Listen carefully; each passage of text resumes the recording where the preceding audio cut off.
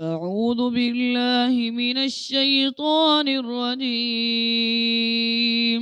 بسم الله الرحمن الرحيم. يسبح لله ما في السماوات وما في الأرض الملك القدوس العزيز الحكيم. هو الذي بعث في الأميين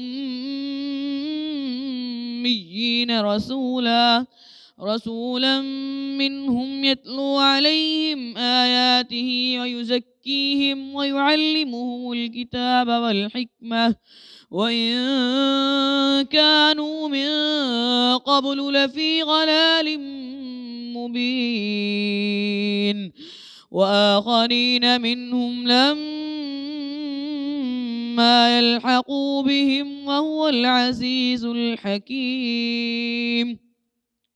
ذلك فضل الله يؤتيه من يشاء والله ذو الفضل العظيم. مثل الذين حملوا التوراة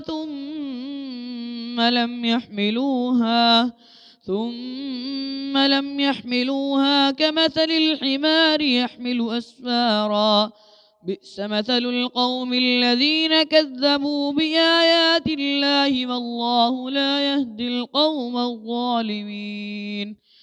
قل يا أيها الذين هادوا إن زعمتم أنكم أولياء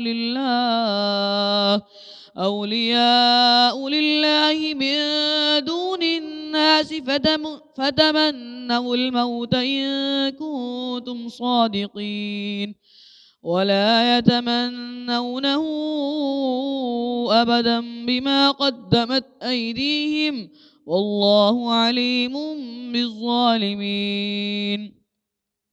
قل إن الموت الذي تفرون منه فإنه ملاقيكم ثم تردون إلى عالم الغيب والشهادة فينبئكم بما كنتم تعملون. يا أيها الذين آمنوا إذا نودي للصلاة من يوم الجمعة فاسعوا إلى ذكر الله وذروا البيع ذلكم خير لكم إن كنتم تعلمون.